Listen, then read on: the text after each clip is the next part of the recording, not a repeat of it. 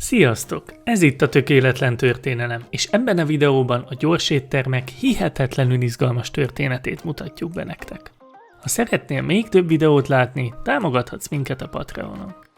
Azt gondolnánk, hogy a gyors ételeket kínáló éttermek fogalma a mai modern kor szüleménye. Azonban az első gyors éttermek a római birodalom területén jöttek létre. A neve Thermopólium volt. A szó a görög termosz, meleg, és a poleo eladni szavakból jön, ami arra utal, hogy itt meleg étel kapható. Pompei városát időszámításunk szerint 79-ben a Vezúv kitörése elpusztította, ezért több mint 100 termopólium maradt meg a láva alatt rendkívül jó állapotban. A termopólium központi helyén helyezkedett el a pult, aminek kőlapjában mélyedéseket vágtak. Ide helyezték az ételekkel teli edényeket, amiket alulról fűtöttek. Ebből kanalaztak ki a kiszolgáló az adagot, amit a vendég általában állva, esetleg ha volt hely, kisebb boxokban vagy hosszú asztaloknál ülve fogyaszthatott el. Létezett elviteles rendelés is. Ilyenkor az ételt fügelevélbe csomagolva lehetett elvinni. Általában leveseket, ragus ételeket kínáltak kenyérrel. Leginkább kacsát, kecskét, sertést, halat, tengergyümölcseit és csigát fogyasztottak. Kaphatóak voltak még szezonális gyümölcsök, sajtok és zöldségek is.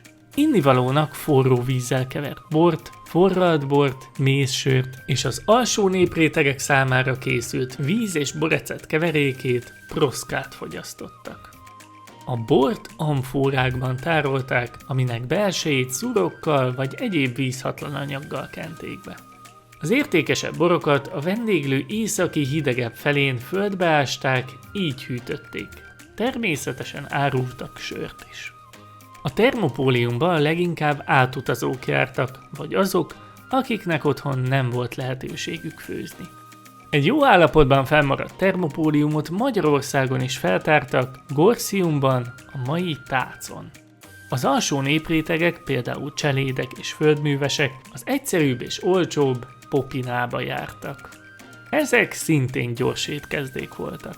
Az étkezésen kívül az emberek itt találkozhattak barátaikkal, és itt beszélték meg a napi híreket és a politikát. Ha kedvük tartotta, kockajátékozhattak is, ami kedvelt időtöltés volt akkoriban. Étlapjukon egyszerűbb ételek szerepeltek, például gabonakása, lencséből és egyéb zöldségekből készült raguk. Népszerű volt a sertéshúsból sok hagymával és fokhagymával készült kolbászka is, amihez árpakenyeret és fűszeres mártást kínáltak. A legnépszerűbb mártás a garum volt. Ez mai szemmel igen gusztustalan és büdös lehetett. Több hónapig erjesztették a hal, a bor és a só keverékét. Ezt a szószt szinte minden étel mellé felszolgálták. Édességként édes gyümölcsöket és túrós lepényt tehetett a vendég. Kínában már az időszámításunk szerint 7. században megjelentek az utcai árusok, ahol leginkább gyors rizses fogásokat lehetett kapni. Később a kereskedelmi kapcsolatok élénkülése révén megnyíltak az első gyors éttermek is. A 12. században Kína északi és déli nagyvárosai között pezsgő kereskedelem folyt. A nagyvárosok lakossága megtízszereződött és sok átutazót látott vendégül. Ők a helyi ételek helyett inkább a saját fogásaikat szerették volna fogyasztani. Ez hívta életre az első gyors éttermeket, ahol délen az északiaknak északi fogásokat, északon pedig a délieknek készítették el saját kedvenceiket. Az ételt hosszú asztaloknál lehetett elfogyasztani.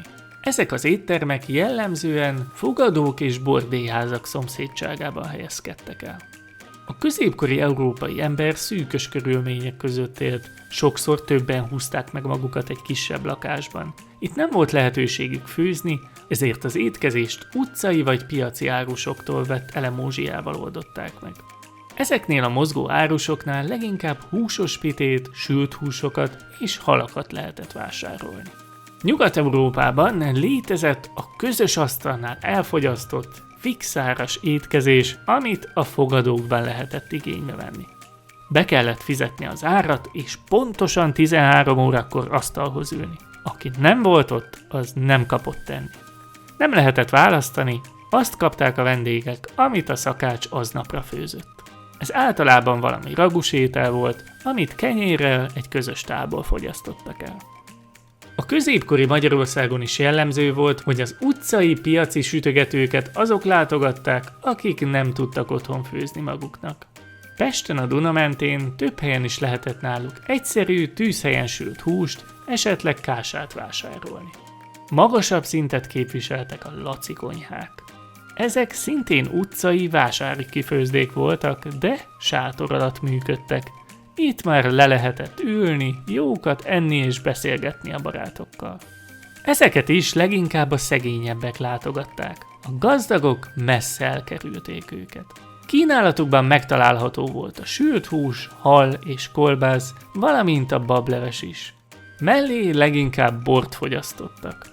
A laci konyha név először 1688-ban tűnik fel egy írásos forrásban. Eredetére többféle magyarázat is létezik. Az első szerint a Mátyás király után trónra kerülő második Ulászló igencsak gyengekező uralkodása alatt elszegényedett az ország és a királyi udvar is. Mikor az éléskamra kiürült, és a hentesek nem adtak több húst hitelre a királynak, a szolgáját küldte a piacra, hogy hozzon neki valami ennivalót. A szolga kettévágott cipóba paprikás szabban sült húst tett, és ezt vitte el a királynak, amit ezután a népnyelv elnevezett laci pecsenyének. A kifőzdét pedig, ahol készült, laci konyhának. A második magyarázat talán közelebb áll a valósághoz. Vidéken ugyanis László napkor volt szokásban, hogy a konyhát kihelyezték a szabadba. Ez volt a nyári konyha. Ilyenkor már szép volt az idő, és a nyári hónapokban lehetett a szabad ég alatt főzni. A laci konyhák manapság is megtalálhatóak piacokon, vásárokon, ahol a sült húsokon kívül rántott ételeket is kaphat a betérő vendég. A francia forradalom után megjelentek a mai értelemben vett éttermek, amit a gazdag arisztokraták kiváló szakácsai nyitottak. Az étterem, restaurant szót először Monsieur Boulanger használta 1765-ben megnyírt éttermére. A szó latinul helyreállítást, megújítást jelent. Az itt felszolgált fogásokról azt hirdette, hogy nem csak finomak, de helyreállítják a test egészségét is. Azonban ezek az elegáns helyek nem tudták kiszorítani a gyors éttermeket, hiszen ugyanúgy jelen vannak és az életünk részei ma is, akár csak az ókori Rómában. Köszönjük az adományokat Patreon támogatóinknak. Külön köszönjük császári adományozónak, Kertész Ádámnak a nagy lelkű támogatást. Ha tetszett a videó, iratkozz fel, lájkold és oszd meg barátaiddal is. Sziasztok!